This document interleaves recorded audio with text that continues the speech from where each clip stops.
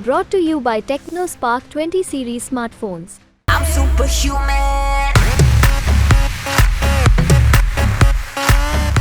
देश का जो युवा है वो पूर्ण रूप से मूर्ख बनाया जा चुका है इस मोदी नाम के व्यक्ति की वजह से। कांग्रेस पहले से ज़्यादा सीट लेके आएगी, लेकिन बीजेपी ही आएगी। 400 पार के लिए बीजेपी को साउथ इंडिया में बहुत सारा सीट लेना पड़ेगा, जो कि बहुत मुश्किल दिख रहा है। स्टूडेंट के लिए रोजगार कम ही दिए हैं, लेकिन अपना देश को मजबूत पहुंचा है और वर्ल्ड में अपना जो है अस्तित्व को ऊंचा किया है। क्या कह रहे हैं? एजुकेशन को छोड़ के इंडिया को आगे बढ़ा है। क्यों ना लिया जाए राम मंदिर का मुद्दा? 500 साल से हमारे प्रभु श्री राम उनका मंदिर नहीं बांधा था वहाँ पे। 500 साल बाद बीजेपी के सरकार ने, 70 साल में कांग्रेस ने क्यों नहीं किया? मैम शायद इनका नॉलेज बहुत कम है। जो हुआ है राम मंदिर का वो बीजेपी की सरकार ने नहीं, सुप्रीम कोर्ट ने दिया है ये। दिल्ली और देश भर से आप न्यूज़ तक नुक्कड़ देख रहे हैं, जिसमें हम रोजगार, पेपर लीक और उन मुद्दों के बारे में बात कर रहे हैं जो युवाओं को अफेक्ट करते हैं। खासतौर पर लोकसभा चुनाव है और देश का युवा क्या सोचता है, ये जानने के लिए हम देश के अलग अलग जगहों पर जा रहे हैं। इस वक्त आपको बता दें, हम ओल्ड राजेंद्र नगर में हैं, जहाँ पर छात्रों जो है सबसे बड़ा कोचिंग हब जो है वो यहाँ पर है। आप लोगों को इस वक्त पहले बताइए क्या माहौल है यहाँ पर? पढ़ाई चल रही है अच्छी खासी? हाँ मैम, मस्त चल रही है। मस्त चल रही है एकदम मस्त। तो ये बताइए कि चुनाव है, आप कहाँ के रहने वाले हैं? महाराष्ट्र। महाराष्ट्र से आपका फेज निकल गया या अभी होना है? कौन सा फेज मैम? यूपीएससी का? वोटिंग का फेज नहीं है अभी आएगा 20 मई को है। मैं जाने वाला हूँ घर पे। अच्छा। वोटिंग के लिए। तो ये बताइए कि देश में जो युवाओं के मुद्दे हैं, पेपर लीक है, रोजगार को लेकर बात होती है, आपका दिमाग किस पक्ष की तरफ जा रहा है? वोट तो करना है। हाँ मैम, मैं एक्चुअली बीजेपी के खिलाफ हूँ। सीधा सीधा मतलब खिलाफ है एकदम? मतलब ऐसा कि आप जस्टिफाई कीजिए कि क्यों खिलाफ है। बता सकता हूँ मैं एक्चुअली महाराष्ट्र रीजन से आता हूँ, महाराष्ट्र के स्टेट से। मैम लास्ट 2 इयर्स में जो बीजेपी ने पॉलिटिक्स किया है महाराष्ट्र में, जो उन्होंने सरकार तोड़ी, वहाँ पे जो सब एमएलएस वो लेके गए, और उसके बाद हमने देखा कि सब जो भी कंपनीज आ रही है, इंडस्ट्रीज आ रही है महाराष्ट्र में, वो सब घुमा के वो लोग गुजरात में लेके गए। इसकी वजह से सब अनएम्प्लॉयमेंट वहाँ पे बढ़ चुका है। और आप देख सकते हैं ऐसे कि फार्मर्स के लिए भी उन्होंने 1.5 साल में कुछ नहीं किया था। जो पिछली सरकार में 2 लाख तक का उन्होंने कर्ज माफ़ किया था, वो इन लोगों ने वो भी वापस ले लिया इन लोगों से, फार्मर्स लोगों से, और सब इंडस्ट्रीज ये सब गुजरात में लेके चले गए। इससे महाराष्ट्र बहुत पीछे रह गया। आपको मैं वेदांता फॉस्कॉन का भी बता सकता हूँ, उन्होंने उसके लिए भी मतलब महाराष्ट्र में वो सब हो चुका था, फाइनल सब होने वाला था, पर लास्ट मोमेंट में जब एकनाथ शिंदे ने शिवसेना जो तोड़ी और वापस वो बीजेपी के साथ चले गए, तो उसके बाद हमने देखा कि बीजेपी ने कैसे सभी इंडस्ट्रीज जो महाराष्ट्र में आ रही थी वो गुजरात की तरफ लेके गए। आप कह रहे हैं नंबर 1 कि महाराष्ट्र में जो जोड़ तोड़ की राजनीति हुई वो आपको पसंद नहीं आई, लेकिन वैसा जोड़ तोड़ हमें हर तरफ दिखाई देता है। हर तरफ दिखाई देता है, पर जो महाराष्ट्र में हुआ, मैंने जो सामने देखा, मतलब कि वो जो काम हो रहे थे 2.5 साल में, जो सब अटल सेतु आपने देखा होगा मुंबई में जो उद्घाटन हुआ उसका, वो सब काम चालू हुआ था उद्धव ठाकरे जी की सरकार के इसमें। और फिर बाद में जो सरकार आई बीजेपी की, तो उन्होंने ऐसा दिखाया कि सब काम उन्होंने किए हैं, सब काम उनसे स्टार्ट हुए, उनसे ही ख़त्म हुए, पर वैसा नहीं था। तो इसलिए मैम मेरा ये बताइए कि जब आप वोट डालने जाएंगे तो अपने सांसद को वोट दे रहे होंगे या फिर केंद्र में किसी को बिठाना चाहते हैं वो देखकर वोट देंगे? मैम पिछले 10 साल से हमारे यहाँ पे बीजेपी के सांसद है, उसे मतलब मैं तो अभी मेरा फर्स्ट टाइम वोटिंग है, तो पिछले बार मैं वोट नहीं किया था, तो पर मैं उनके लिए मतलब था कि बीजेपी को ही लाना है, बीजेपी को ही। सब 10 साल से हम लोग बीजेपी के साथ ही थे। आपको पसंद थी पहले बीजेपी, आप ये कह रहे हैं? जी हाँ, पहले पसंद थी। अब क्या हुआ, ऐसा क्या बदल गया इतने सालों में? आप कह रहे हैं कि अब नहीं? जो पॉलिटिक्स उन्होंने किया है यहाँ पे ही नहीं, आप बिहार में भी देख सकते हैं। बिहार में भी नीतीश कुमार ने जब तेजस्वी यादव के साथ, आरजेडी के साथ उन्होंने किया, सब सरकार स्थापन हुआ था, उसमें ही उन लोगों ने वापस जो इंडिया गठबंधन में उनको स्थान दिया गया था नीतीश कुमार को, उसके बाद भी उन्होंने सब छोड़ के एनडीए के साथ वापस चले गए। वहाँ पे भी मतलब मैं तो नहीं जानता बिहार के बारे में इतना, पर जो मेरे साइड में रहता है, मतलब रूममेट है जो मेरा, वो बोल रहा था कि वहाँ पे भी सेम हाल है। जो बिहार में अच्छे काम हो रहे थे वो सब रुका दिए इन लोगों ने, और फिर सिर्फ इलेक्शन आप कह रहे हैं कि नीतीश कुमार ने जो पासा पलटा वो सही नहीं किया? नहीं किया मैम। क्यों सही होगा मैम? अगर काम हो रहे हैं, सब हो रहा है। वो तो बदलते रहते हैं और कई नेता है जो बदलते रहते हैं अपना। मैम नेताओं के बारे में नहीं बोलना चाहूँगा मैं, कि ठीक है जो भी है उनका सब नेता कोई भी ठीक नहीं है, सब करप्ट है, यहाँ पे कोई ठीक नहीं है। पर जो बीजेपी पॉलिटिक्स कर रही है वो मुझे नहीं पसंद है, मतलब बीजेपी के खिलाफ ही हूँ मैं अभी। अच्छा ठीक है, ये कह रहे हैं कि सभी नेता करप्ट हैं, फिर जब आप लोग वोट करने जाएंगे तो एक अपने लिए कोई ऑल्टरनेटिव तो तलाशेंगे ना कि नहीं ये नहीं वो पसंद है। आपको कौन पसंद है? सीधा सीधा सवाल। नरेंद्र मोदी। नरेंद्र मोदी पसंद है। क्या ऐसे काम हैं जो भाजपा सरकार के, एनडीए सरकार के 10 साल के कार्यकाल में आपने देखे जो कोई और नहीं कर पाया? मैम सबसे पहले मुद्दा तो धर्म का मुद्दा देखा जाए तो राम मंदिर, पुणे में मेट्रो लाइन। लेकिन एक मिनट आपने बात कही, उससे पहले ही आपने कह दिया कि राम मंदिर। क्या कह रहे हैं? यही एजेंडा है इनका इलेक्शन के लिए, बस और कुछ नहीं है। राम मंदिर है जो सीए इन्होंने लास्ट में अभी किया है, बस वही है और कुछ नहीं आता इनको। इंडिया पाकिस्तान जो मुस्लिम भाई है उनको लड़ाना और हिंदू है, मतलब हिंदू राष्ट्र बनाना। फिर से मैं आपके पास वापस आऊंगी। ये कह रहे हैं कि राम मंदिर के अलावा क्या कोई दूसरी बात नहीं है? और क्या काम किए हैं सरकार? क्यों ना लिया जाए राम मंदिर का मुद्दा? 500 साल से हमारे प्रभु श्री राम उनका मंदिर नहीं बांधा था वहाँ पे, 500 साल बाद बीजेपी के सरकार ने, 70 साल में कांग्रेस ने क्यों नहीं किया?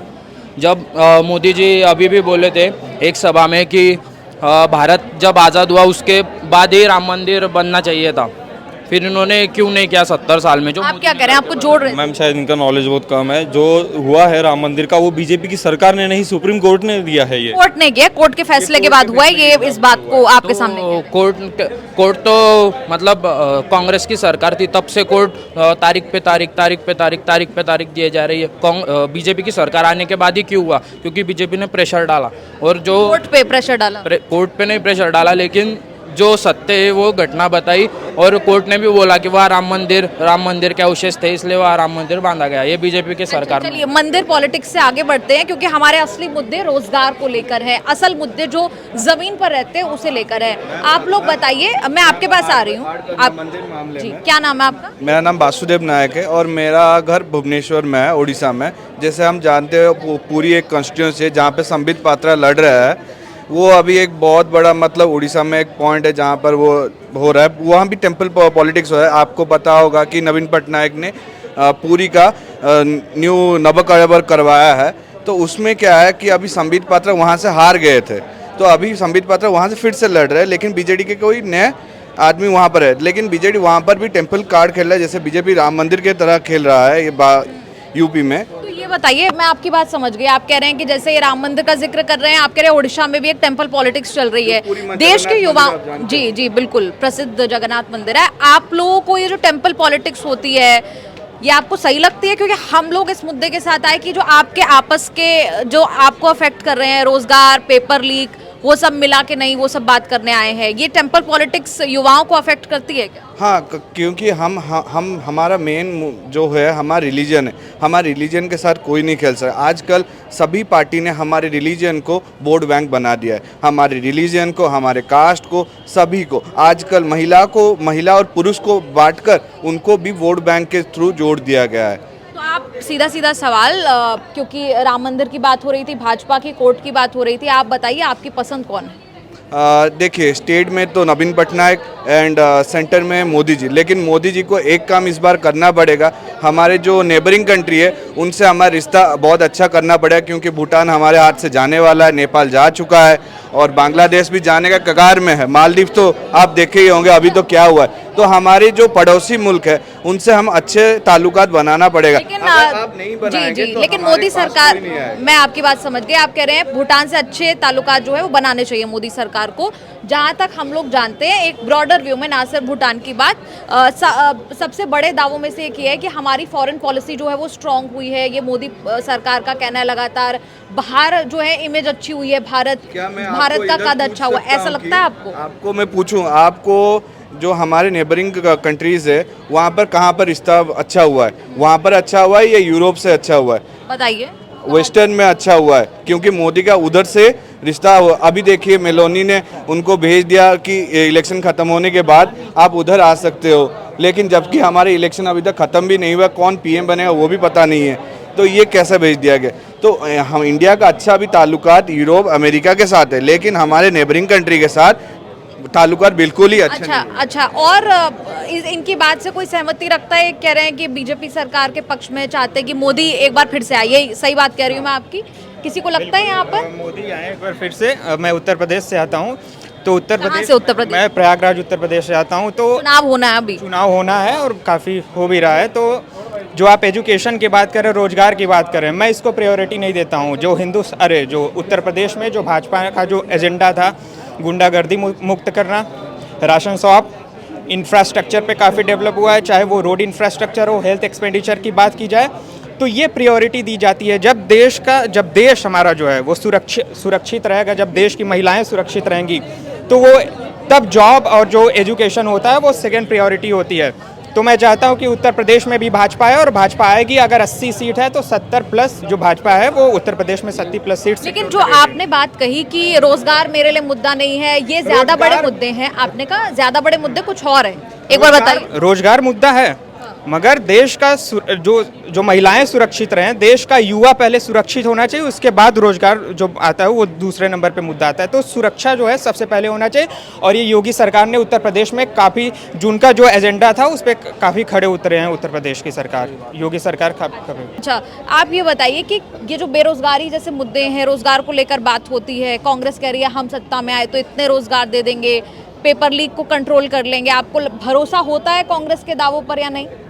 पेपर लीक तो दोनों सरकार में होते थे, पहले भी होते थे, आज भी हो रहे हैं और होते रहेंगे, पर भरोसा तो बीजेपी पे ही है। भरोसा बीजेपी पे है। आप लोग भी यही कहेंगे? नहीं, जो पार्टी अच्छा परफॉर्म करेगी, मतलब अभी बीजेपी 10 साल परफॉर्म किया है पार्टी ने क्या? देखिए, पेपर लीक तो दोनों, जब कांग्रेस रूल में थी तब भी होता था और अभी भी होता है। अगर आज से एक हफ्ते पहले की बात करें तो उसके अंदर बीजेपी का पूरा स्वीप था, बट एक हफ्ते के अंदर कुछ सिचुएशन कुछ जो डाइवर्ट हुआ है। अपोजिशन थोड़ा स्ट्रॉन्ग अपना पुट कर पा रही है एम्प्लॉयमेंट के मुद्दे के ऊपर और साथ में इन्फ्लेशन के मुद्दे के ऊपर। आपको ऐसा लगता है? आपको भी लगती है ये बात? मुझे लगता है इंडिया में आज रोज़गार, अनएम्प्लॉयमेंट और महंगाई बहुत बड़े इश्यूज रहे हैं और कहीं ना कहीं बढ़ती इनइक्वालिटी भी एक बहुत बड़ा इशू है जिसको हम कंसीडर नहीं करते। भेदभाव की बात कर रहे हैं, किस स्तर पर भेदभाव? इनकम इनइक्वालिटी की बात कर रहा हूँ मैं। ये फैक्ट है कि कैसे हमारी इनइक्वालिटी बढ़ती जा रही है। 1% कितना कंट्रोल कर रहा है, नीचे 0.5% या 50% कितना कंट्रोल कर रहा है, ये मेजर इशूज़ है जिसको शायद जगह नहीं मिलती है। और बात इलेक्शंस की रही तो हाँ, विपक्ष काफ़ी अच्छा आ रहा है अब, और हो सकता है कि चीज़ें उतनी आसान ना हो जो दिख रहा था बीजेपी को। मीडियाज़ के रिव्यू जो भी हो सकते हैं, पर ग्राउंड इज़ टोटली डिफरेंट। अच्छा, आप लोग भी इस बात से सहमति रखते हैं, कह रहे हैं कि बीजेपी की स्थिति बहुत अच्छी हो, जो या तो जो 400 पार का नारा दिया जा रहा है, या फिर जो कांग्रेस की स्थिति बेहतर हो सकती है, जितनी उन्होंने सोची उससे ज़्यादा बेहतर? आपको लगता है कांग्रेस बेहतर स्थिति में रह सकती है? कांग्रेस पहले से ज़्यादा सीट लेके आएगी, लेकिन बीजेपी ही आएगी। और 400 पार तो मुझे तो नहीं लग रहा है, कुछ सीटें कम हो जाएंगी, बट शासन जो है वो एनडीए के ही बनेगी। कांग्रेस पहले से बेहतर स्थिति में आ सकते हैं विद अदर अलायंसेस। अच्छा, ये बातें आपको भी लगती है? अब तक आपने जितना फेज ऑफ पोलिंग देखा, परसेंटेज भी गिरी है, अगर आप लोग जानकारी रखते हैं, रिजल्ट्स के आसपास ही रहने वाला है इस बार भी। अच्छा, ये कह रहे हैं कि कांग्रेस की स्थिति जो है वो बेहतर हो सकती है, लेकिन सरकार एनडीए की बनेगी, लेकिन 400 पार वाली बात भी पूरी नहीं हो पाएगी। आप लोग और लोग जो बात करना चाहें, आप लोग बताइए, जो 400 पार का नारा है वो कितना फीजिबल या कितना पॉसिबल दिखाई देता है? 400 पार तो बहुत मुश्किल है, क्योंकि अभी आप देखिए तो नॉर्थ इंडिया के मोस्ट ऑफ द सीट्स जो है वो बीजेपी के अंडर ही हैं, फिर भी वो 330 का राउंड है एनडीए पूरा मिला के। तो 400 पार के लिए बीजेपी को साउथ इंडिया में बहुत सारा सीट लेना पड़ेगा, जो कि बहुत मुश्किल दिख रहा है, क्योंकि पहले कर्नाटका बीजेपी का अंडर था, जो कि उसके अंदर से निकल चुका है, अभी वहाँ कांग्रेस की सरकार आ चुकी है। तो 400 पार तो फिजिबल नहीं है, फिर भी 350 360 हम देख रहे हैं। और बात रही इंडिया अलायंस की जो है, तो इंडिया अलायंस के पार्टी भी सारे, अभी जो अलायंस है वो बाद में रहेगा कि नहीं इसकी कोई गारंटी नहीं है, क्योंकि इनकी अगर इलेक्शन एक साथ लड़ रहे हैं तो मैनिफेस्टो कोई एक कॉमन मैनिफेस्टो आना चाहिए था, लेकिन हर पार्टी का अलग अलग मैनिफेस्टो आ रहा है और वो एक दूसरे से कन्फ्लिक्ट कर रहे हैं। तो इलेक्शन के बाद इंडिया अलायंस का क्या पोजीशन रहेगा इसकी कोई गारंटी नहीं है। तो क्या रहेगा, लेकिन आपको क्या लगता है इलेक्शन के बाद जो इंडिया अलायंस है, इंडिया अलायंस, इसका क्या स्थिति जो है वो रहने वाली है? देखिए, इसका स्थिति जो पहले से स्थिति है, कांग्रेस उससे ज़्यादा सीट लाएंगे, तो अनुभव है, लेकिन इस बार तो फिर भी बीजेपी ही। अच्छा, एक करके मैं इस पर बात करूंगी। जो आप 2-3 लोगों ने यहाँ बात बोली, आपने कहा कि कांग्रेस पहले से बेहतर सीट्स लाएगी, ये कितने लोग इस बात से यहाँ सहमति रखते हैं? आप लोग सहमति रखते हैं या नहीं? सहमति रखते हैं, लेकिन 19 से बेहतर स्थिति में रहेगी आप लोग, लेकिन सत्ता में तो बीजेपी ही आएंगे, क्योंकि सत्ता में बीजेपी आएगी, ये भी बात क्लियर है, ये लोग कह रहे हैं। हाँ, ये भी बात क्लियर है। अच्छा, क्या कह रहे हैं आप? नहीं क्या क्या कह रहे हैं, एक मिनट। क्योंकि देश के लिए वो जो है मोदी जी बहुत अच्छे काम किए हैं। हम जानते हैं कि अपना स्टूडेंट के लिए रोजगार कम ही दिए हैं, लेकिन अपना देश को मजबूत पहुंचाए और वर्ल्ड में अपना जो है अस्तित्व को ऊंचा किया है। इंडिया के अस्तित्व वर्ल्ड में बहुत एक फर्स्ट स्थान पर समझिए ले गया है। छोड़ के इंडिया को आगे बढ़ा है ना। क्या क्या कह रहे हैं? एजुकेशन को छोड़ के इंडिया को आगे बढ़ा है। ये कह रहे हैं, एक मिनट, जो इन्होंने बात कही मैं उसको एक बार रिपीट कर रही हूँ। कह रहे हैं कि रोजगार भले ही कम दिए हों लेकिन भारत को आगे लेकर गए हैं। इसे आप थोड़ा समझा पाए तो यहाँ पर आपके जो साथी हैं जो आपसे काउंटर कर रहे हैं वो भी समझ पाएंगे आपकी बात। इंडिया रैंकिंग में नीचे क्यों आई है, बस हमें रीजन बता दीजिए। इंडिया रैंकिंग में नीचे क्यों आई है? और ये भी है इकोनॉमिक्स में और 7वां स्थान में था, अभी 5वां स्थान पर इकोनॉमिक्स में। और मोदी जी ये भी बात बोल रहे हैं कि 47 तक ये तीसरा स्थान में जा सकते हैं, ठीक है, और आएंगे। और ये लेकिन जी जी जी जी एक मिनट, आपस में बात नहीं करनी, हमसे बात करनी है। रोजगार ये कह रहे हैं कि भले ही रोजगार कम दिया है, आप लोगों को क्या लगता है रोजगार ढंग से दिया है, पूरा दिया है या नहीं दिया है, पहले वो बताइए। बीजेपी जो है इकोनॉमिक फ्रंट पे थोड़ा सा लूज कर रही है। जहाँ तक बात है रोजगार की, तो काफ़ी जनसंख्या भी है और बहुत सारे इंटरनेशनल मुद्दे भी हैं। तो रोजगार बढ़ तो नहीं रही है लेकिन उस तरह से रेट नहीं बढ़ रहा है। तो इस पर अगर आप पॉलिटिकली देखें बाकी रीजन में इकोनॉमी पर थोड़ा सा बीजेपी पीछे जा रही है, लेकिन इसका मतलब ये नहीं है कि इस बार बीजेपी नहीं आएगी तो नरेंद्र मोदी, क्योंकि वो अपनी आइडिया को मिलेगा ना। क्या पेपर होकर लीक हो जा रहा है। 60,000 भर्ती निकली थी उत्तर प्रदेश में सिपाही की, 60 करोड़ फॉर्म पड़ा था, सारे पेपर देने गए, पेपर लीक हो गए। बताइए ऐसे कैसे चलेगा? यूपी आरओ का पेपर लीक हुआ, अभी तक डेट नहीं आई है पेपर की, कब पेपर होगा। यूपी पीसीएस का पेपर होना था, उसकी डेट पोस्टपोन कर दी पेपर्स की कैंसिल होने की वजह से, कि कहीं वो भी लीक ना हो जाए। ये सरकार पेपर लीक होने से नहीं बचा पा रही, बताइए क्या होगा। अच्छा ये आप लोग ये भी बताइए, जो पेपर लीक हो रहे हैं, आपके जो दोस्त यार होंगे, किसी ना किसी का पेपर लीक हुआ है या ऐसी घटनाएं आपने सुनी है। पेपर लीक से कितने लोग जो है वो आक्रोशित हैं कि पेपर लीक नहीं होने चाहिए, उसको लेकर कदम उठाए जाने चाहिए। होने तो नहीं चाहिए पर वो किसी से नहीं रुक रहा है। राजस्थान में कांग्रेस सरकार थी फिर भी होता था, राजस्थान में भाजपा सरकार ही फिर भी हो रहा है। सारी सरकारें विफल है, मतलब पेपर लीक को रोकना। करना, मैं यहाँ से 1000 रुपए खर्च करके एटा गया था पेपर देने, आरओ का देने गया था, यूपी पुलिस का देने गया था, 2000 रुपए मेरे बेकार गए, फॉर्म के बेकार गए, दोबारा पेपर हो गए। यूपी पीसीएस का पेपर होना था, वो नई तारीख भी नहीं आई। नई तारीख भी नहीं सुनने में, अक्टूबर में होगा, जुलाई में नहीं होगा, अक्टूबर में होगा। टाइम भी गया, मेहनत भी गई। बताइए क्या कह रहे हैं आप कुछ क्वेश्चन पूछ रहे थे, क्या पूछ रहे थे कांग्रेस के बारे में? कांग्रेस हम ये बात कर रहे थे, इससे पहले चर्चा ये कर रहे थे, यहाँ कुछ लोग कह रहे थे कि कांग्रेस की सीटें जो है वो 2019 से बेहतर स्थिति में 2024 में हो सकती है। आप लोग इससे सहमत हैं? ये सवाल कांग्रेस का देखिए, कांग्रेस का जो पहले मैनिफेस्टो था इससे बेहतर था, बट इस बार जो मैनिफेस्टो में उसने डाला है बदतर डाला है। अब बताइए कंट्री को जो कांग्रेस कह रहे हैं, हमने तो रोजगार, पेपर लीक, अग्निपथ सबकी बात कर दी। कांग्रेस बोल रहा है कि वो सेंसस कराएंगे, ओबीसी के सेंसस कराएंगे। तो आप बताइए कि मतलब का सेंसस देश के प्रोग्रेस के लिए जरूरी है? ये मतलब बैकवर्ड लुकिंग पॉलिसी है कांग्रेस का। कांग्रेस को चाहिए सेंसस कराने की जो बात है, सेंसस कराने की जो पॉलिसी है, कास्ट पे सेंसस मतलब कंट्री को पीछे की ओर ले जाएगा। पीछे की ओर ले जाएगा, आपको भी ऐसा लगता है? बीजेपी गठबंधन में एक है अजीत पवार, उनका मैनिफेस्टो चेक किया जाए, उन्होंने कास्ट सेंसस की बात की है। वो बीजेपी में है, एनसीपी तोड़ के बने हैं, उन्होंने खुद कास्ट सेंसस की बात की है। और ये कोई ज़रूरी बात नहीं, कास्ट सेंसस से देश पीछे जा रहा है। हमारे पास आंकड़ा होना चाहिए, कौन कहाँ स्टैंड कर रहा है, कौन कितना रिजर्वेशन डिजर्व कर रहा है, उसका आंकड़ा कब आएगा? हमारे पास सेंसस होगा तब आंकड़ा आएगा ना। अब सिर्फ हवा में, हमारा नॉर्मल सेंसस भी अभी नहीं हुआ है, तो सिर्फ एयर में नहीं कर सकते ना कोई। क्या जो रोजगार पे बात करते हैं, हम यहाँ पे सिर्फ सरकारी नौकरी के बारे में बात क्यों हो रही है? रोजगार का एक सबसे बड़ा जो मेजर फैक्टर है वो होता है ease of doing business. UP का ईज ऑफ डूइंग बिजनेस की रैंकिंग बहुत ऊपर जा चुकी है। Ease of doing business private sector के अंदर बहुत सारी जॉब्स क्रिएशन हो रही है। सिर्फ ये क्यों बात है कि सिर्फ सरकारी जॉब्स ही क्रिएट होनी चाहिए? लेकिन कुल मिलाकर 10 साल में आपको लगता है कि रोजगार अच्छा खासा क्रिएट हुआ है देश में? लगता है बहुत इनफ क्रिएट हुआ है। सरकारी में जितना होना चाहिए था, पब्लिक प्राइवेट पार्टनरशिप की बात होती है आज की डेट में। सब काम सरकार करेगी तो ज्यादा बढ़ जाएगा। इसी के स्टूडेंट से बात कर रहे हैं, आप लोग बताइए, ये जो रोजगार के मुद्दे हैं जिन पर हम बात कर रहे हैं, रोजगार ठीक से मिला है, जितना वादा किया उतना मिला है या नहीं मिला है? कांग्रेस लगातार आरोप लगाती है कि जो 2 करोड़ का आपने वादा किया था वो कहाँ है? जी, रोजगार जितना बीजेपी ने एक्चुअली प्रॉमिस किया था उतना तो नहीं मिला है, but the opportunities of employment have been increased so many times. आप एक मिनट साफ कर दो इस बात को कि आपने कहा कि जितना वादा किया वो पूरा नहीं हुआ लेकिन बड़ा है, आप भी कह रहे हैं। फिनटेक सेक्टर में बड़ा है, इन्वेस्टमेंट आ रहा है भैया। जब इन्वेस्टमेंट आता है तो एम्प्लॉयमेंट बढ़ता है, ये सबको पता है। इंफ्रास्ट्रक्चर में इन्वेस्टमेंट हो रहा है तो ऑटोमेटिकली एम्प्लॉयमेंट जनरेट हो रहा है। आप लोगों को लगता है इंडिया की जो आप बताइए, आप ये बताइए कि रोजगार जनरेट हो रहा है, वो ये बात कह रहे हैं? बिल्कुल नहीं हो रहा, बिल्कुल नहीं हो रहा, 0% डेवलप्ड हो रहा, कुछ भी नहीं हो रहा, सब कुछ जैसे का तैसे पड़ा है। 2014 के बाद हमारी कंडीशन खराब हुई है, ये आप कहीं भी चेक कर ले, किसी भी इंडिया टुडे पे चेक कर ले, सब जगह चेक कर ले। आपको भी ऐसा ही? के समय में मैम जो हमारा पूरा देश है, वो देश का जो युवा है वो पूर्ण रूप से मूर्ख बनाया जा चुका है इस मोदी नाम के व्यक्ति की वजह से। कारण यह है कि सोना 73,000 पार हो चुका है और इसके अलावा जो डॉलर है वो 83 पार हो चुका है और देश और बाप पे लगातार कर्ज बढ़ रहा है। लेकिन आज के समय में युवा बोल रहा है कि अब की बार 400 पार, देश पे कर्ज बढ़ रहा है लगातार। और इसके अलावा दूसरी चीज, और ये जो हमारे जो मोदी जी कहना नहीं चाहिए, कहने लायक नहीं है, लेकिन फिर भी कहता हूँ, मोदी जी प्राइम मिनिस्टर हैं, प्राइम मिनिस्टर नॉट प्रेसिडेंट।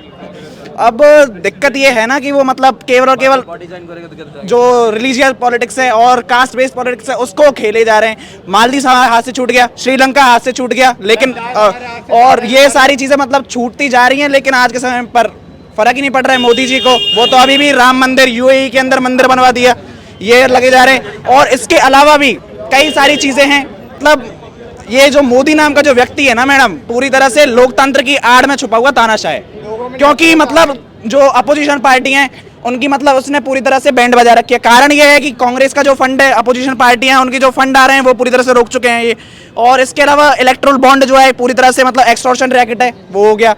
और इसके अलावा भी क्या करें इसके अंदर कि जो मोदी जी हैं हमारे, उन्होंने एक्सटॉर्शन रैकेट तो कराई है इलेक्ट्रल बॉन्ड के थ्रू और अपोजिशन पार्टीज के फंड रोके। अब ईडी और सीबीआई पूरी तरह से कंट्रोल में, जिसकी वजह से हमारे जो केजरीवाल जी हैं वो पूरी तरह से जेल में पड़े हुए हैं, तिहाड़ जेल के अंदर। उनकी लगातार जो ये सारी की सारी जो एक्सटेंशन हो रहा है उनकी जेल का, ये कंटिन्यूअसली।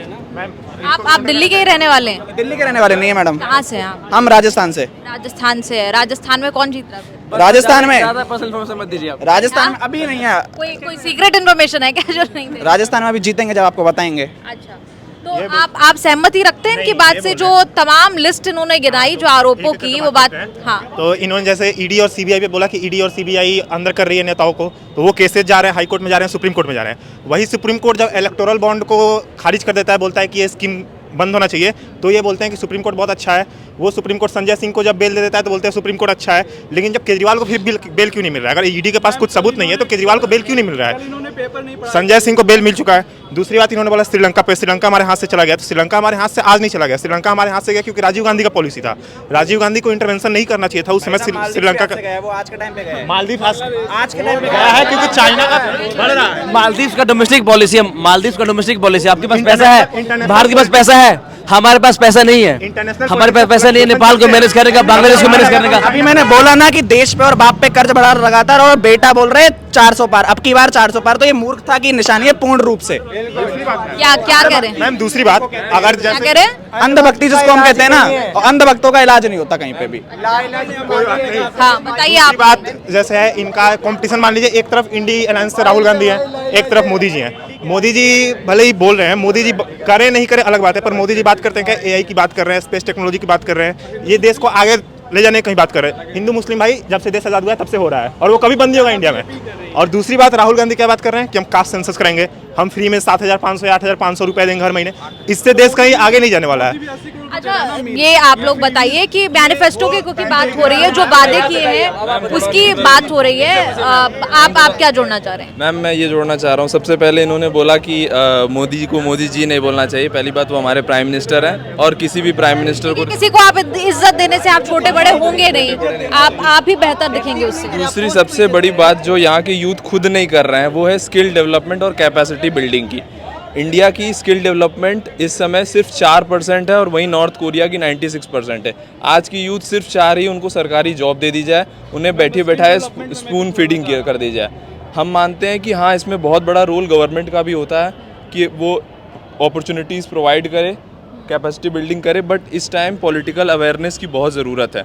मैं चाहूँगा, क्योंकि मीडिया खुद एक फोर्थ पिलर है, एक मीडिया से भी रिक्वेस्ट है कि वो पॉलिटिकल अवेयरनेस को बढ़ाए, ताकि ना सिर्फ हम गवर्नमेंट पे डिपेंडेंट रहें, गवर्नमेंट के और सारे ऑर्गन्स जो हैं वो आगे आकर बढ़ेंगे तो हमारे यहाँ डेमोक्रेसी बढ़ेगी, हमारी पॉलिटिकल अवेयरनेस बढ़ेगी और हम as a individual as a citizen grow करेंगे।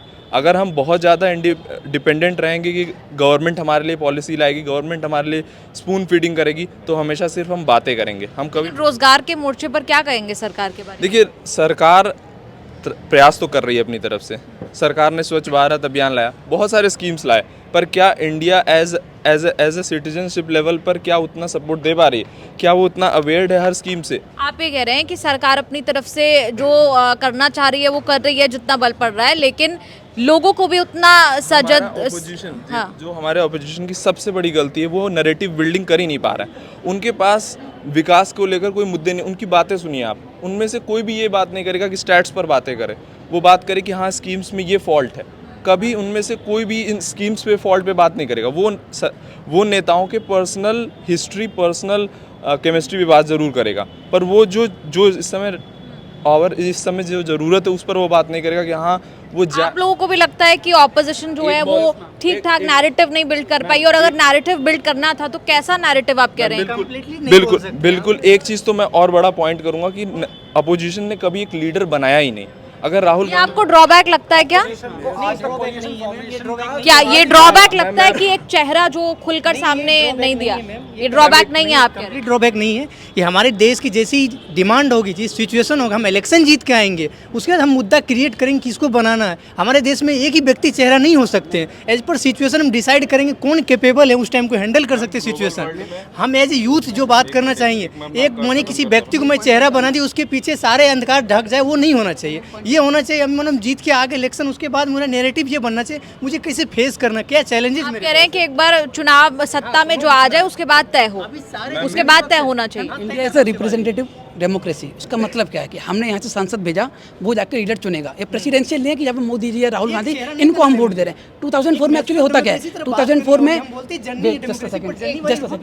2004 में अटल बिहारी वाजपेयी जी होते हैं और इधर से यूपी में कोई नहीं होता है, कोलिशन फॉर्म होता है। 2004 से 2009 हम देख सकते हैं कि कैसे काम हुआ, ऐसा तो नहीं कोई दिक्कत आई। 9 में गवर्नमेंट फॉर्म करते हैं, क्यों हुआ? क्योंकि काम हुआ है। ये नैरेटिव सेट करना कि कोई लीडर नहीं है, हम लीडर अपना चुन के ग्राउंड पे भेजते हैं। वोटिंग करना सिर्फ पीएम के नाम पे या और लीडर के नाम। लेकिन हम लोग क्योंकि ग्राउंड पर गए लोकसभा चुनाव के, अभी तक जहाँ जहाँ भी वोटिंग हुई है, उसके पहले हम कई जगह गए, कई लोगों का ये कहना था कि जो वहाँ पर इनकम्बेंट अभी फिलहाल सांसद हैं उनके खिलाफ आक्रोश है, लेकिन वोट वो मोदी के चेहरे पर ही देंगे। ये बात भी उन्होंने साफ कह दी।